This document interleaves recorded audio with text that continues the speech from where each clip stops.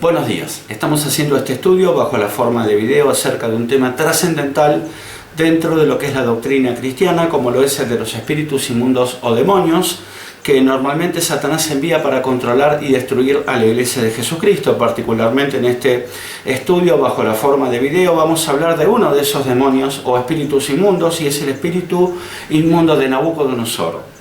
Al igual que el rey Nabucodonosor invadió Jerusalén en 586 a.C., destruyendo el templo y llevándose cautivos a jóvenes selectos para tenerlos en su palacio, entre los cuales se hallaban Daniel y sus amigos. Hoy Satanás envía a este espíritu inmundo de Nabucodonosor para que se lleve cautivos a los jóvenes de la iglesia, cambiándoles el nombre, como hizo el rey Nabucodonosor con Daniel y sus amigos, para que ellos pierdan su identidad durante su cautiverio y sus corazones se desvíen de la verdad.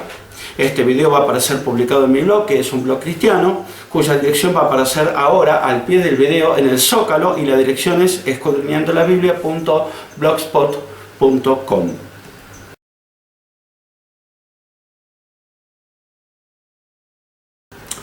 En Efesios 6:12, Pablo de Tarso escribe: porque no tenemos lucha contra sangre y carne, sino contra principados, contra potestades, contra los gobernadores de las tinieblas de este siglo, contra huestes espirituales de maldad en las regiones celestes.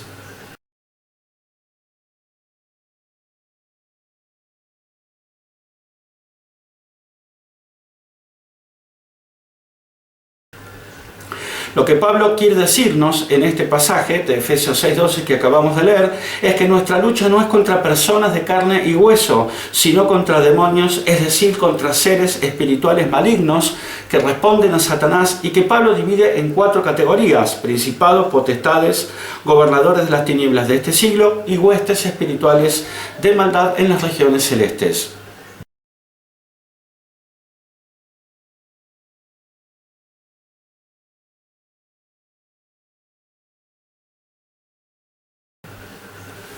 No vamos a describir aquí cada categoría de demonio, porque no es el objeto del presente estudio. Tengamos en cuenta, eso sí, que los más poderosos son los principados, y que son los que Pablo menciona en primer lugar.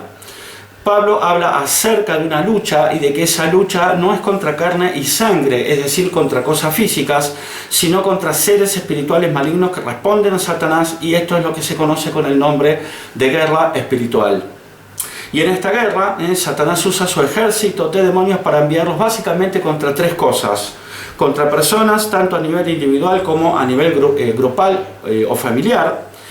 Aquí los demonios oprimen y atormentan personas. Contra la iglesia como cuerpo, aquí los demonios son enviados por Satanás para destruir a la iglesia en general y a alguna iglesia local en particular. Y en tercer lugar, contra algún territorio o zona geográfica determinada. Aquí los demonios son enviados no contra personas ni contra la iglesia, sino que son enviados para controlar una zona geográfica o territorio.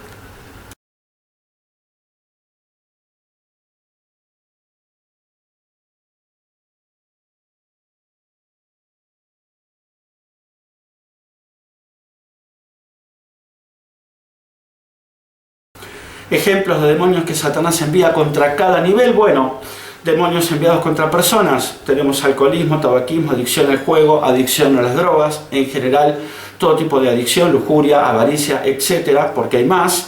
Demonios enviados contra la iglesia, los clásicos: crítica, acusación, murmuración, falta de perdón, enjuiciamiento, falsas doctrinas, etcétera, porque también hay más. Y demonios enviados para controlar un territorio o zona geográfica determinada, por ejemplo, el narcotráfico, aborto, violencia, etc. Hay demonios que Satanás envía contra una persona y también para controlar un territorio. Son ejemplos: alcoholismo, tabaquismo, lujuria, aborto, etc. Satanás puede enviar, por ejemplo, un demonio de lujuria y adulterio contra una persona o clan familiar, y también puede asignar este mismo demonio para controlar un territorio o área geográfica determinada donde predominan, por ejemplo, los prostíbulos. Aquí la guerra espiritual debe librarse tanto a nivel personal como a nivel territorial. Los que son particularmente especiales son los espíritus inmundos o demonios que Satanás envía para destruir a la iglesia. El objetivo de estos demonios no es controlar y destruir una persona o un territorio geográfico, sino que el objetivo de estos demonios es controlar y destruir a la iglesia en general como cuerpo de Cristo y alguna iglesia local en particular. Por ejemplo, espíritus inmundos de murmuración, acusación, falta de perdón o falsas doctrinas, si bien terminan controlando el comportamiento de sus miembros, están desencadenados a priori contra la iglesia y no contra las personas. La guerra de Satanás es aquí puntualmente contra la iglesia.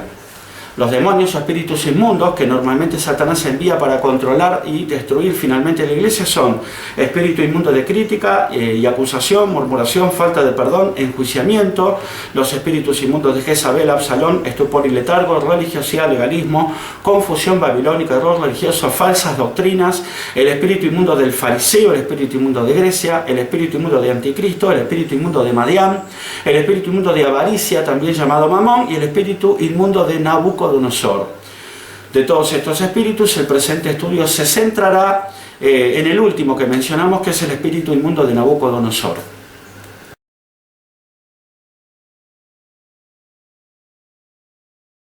En Daniel 1:1 al 7 podemos leer: en el año tercero del reinado de Joacim, rey de Judá, vino Nabucodonosor, rey de Babilonia, a Jerusalén y la sitió.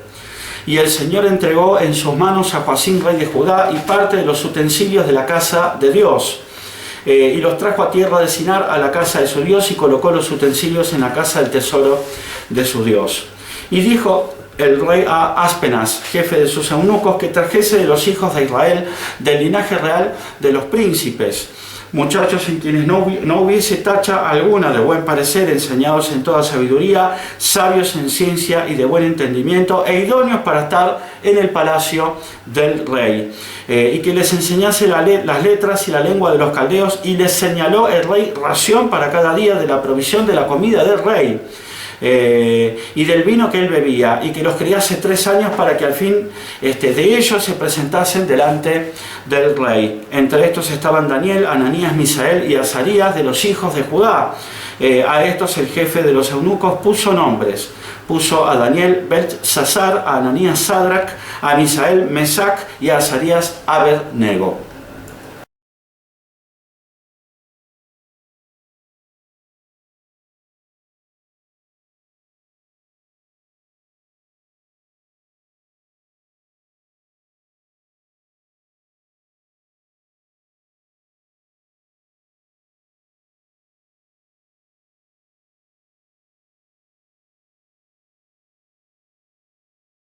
Cuando el rey Nabucodonosor invade Jerusalén en 586 a.C., destruyendo y saqueando el templo, también se llevó cautivo a Babilonia un grupo selecto de jóvenes príncipes, entre los cuales se hallaban Daniel y sus amigos Ananías, Misael y Azarías. Además de ser instruidos en las letras y la lengua de los caldeos, el rey ordenó también que se les cambiasen los nombres. Es así que el jefe de los eunucos, cumpliendo esta orden del rey, puso a Daniel, que significa Dios es mi juez, Beltsasar, que significa Bel, Dios principal de Babilonia, proteja su vida. A Ananías, que significa el Señor fue clemente, puso Sadrac, que significa siervo de Acu, es decir, el Dios de la luna. A Misael, que significa ¿quién es semejante a Dios?, puso Mesac, que significa la sombra del príncipe o ¿quién es este? Y a Azarías, que significa el Señor ayudó, puso Abednego, que significa siervo de Nego, es decir, el Dios de la sabiduría o la estrella de la mañana. ¿Para qué ordenó todo esto Nabucodonosor? Es decir, que Daniel y sus amigos fueran instruidos en las letras y lengua de los caldeos y que se les cambiasen sus nombres hebreos por nombres babilónicos, para que Daniel y sus amigos, que eran muy jóvenes, pierdan su identidad durante su cautiverio. Por supuesto que Nabucodonosor no logró absolutamente nada con Daniel y sus amigos, ya que ellos no solo se negaron a comer la comida del imperio, sino que también rehusaron inclinarse delante de los dioses babilónicos.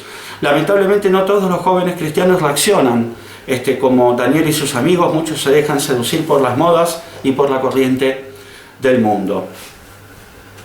A favor de los jóvenes cristianos de hoy, cabe aclarar que es mucho más difícil ser joven hoy que hace 30 o 40 años, por no irnos más atrás. Antes, para ver una película pornográfica, por ejemplo, había que ser socio de un videoclub para alquilarla y había que tener más de 18 años. Hoy eso se logra con un clic en cualquier smartphone, es decir, en cualquier teléfono inteligente, por básico que sea.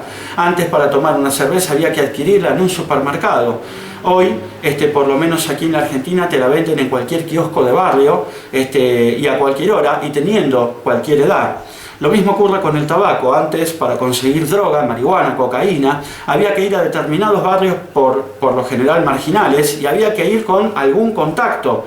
Hoy la droga la distribuyen en la puerta de las escuelas, ni hablar del bombardeo visual con contenido sexual explícito al que están sometidos no ya los jóvenes, sino todos nosotros, tanto en la calle con carteles de publicidad como en nuestros hogares con la televisión e internet.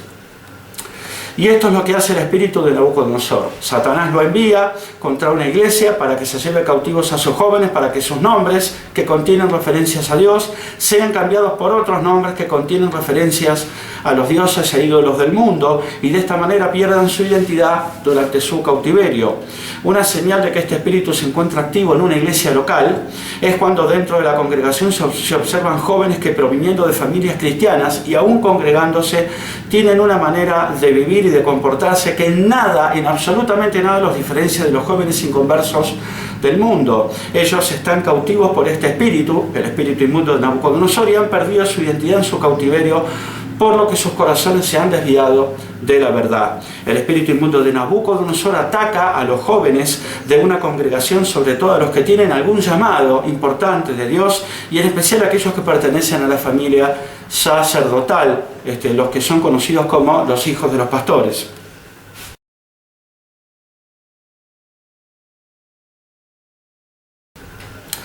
Podemos ensayar la siguiente oración como un modelo de oración en contra de este espíritu inmundo de Nabucodonosor, la que dice así: Señor Jesucristo, con la autoridad que hay en tu nombre y con el poder que hay en tu sangre, atamos, reprendemos, echamos fuera y desalojamos violentamente a los lugares secos y vacíos al espíritu inmundo de Nabucodonosor, que Satanás ha enviado contra nuestra iglesia para llevarse cautivos a nuestros jóvenes y cambiarles el nombre, para que ellos pierdan su identidad durante su cautiverio y para que sus corazones se desvíen de la verdad. Atamos al espíritu inmundo de Nabucodonosor y desatamos al Espíritu Santo y un espíritu de consejo y de temor de Jehová sobre los jóvenes de nuestra iglesia. Rompemos, quebrantamos, despedazamos, conquistamos, saqueamos, dejamos inhabitada, convertimos en anatema la fortaleza del espíritu inmundo de Nabucodonosor y distribuimos sus bienes. Oramos en el nombre de Jesús para que el espíritu inmundo de Nabucodonosor suelte la mente de los jóvenes de nuestra iglesia ahora, para que ellos puedan salir de su cautiverio y volver sus corazones nuevamente a Dios.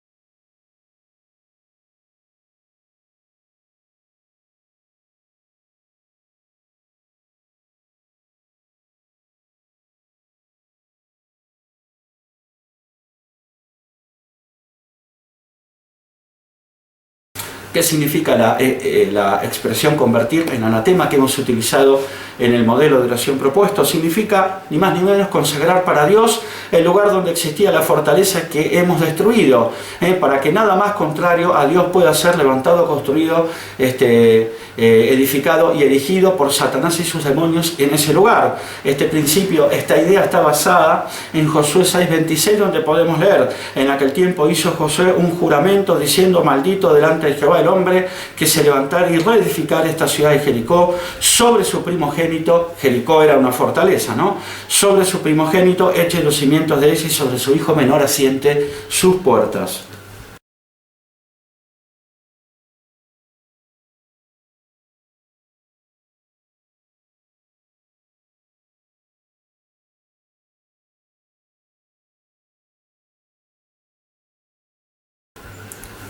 Bueno, llegamos al fin de este breve estudio bajo la forma de video. Espero que les haya gustado y que termine siendo de bendición para todos aquellos que vean este video.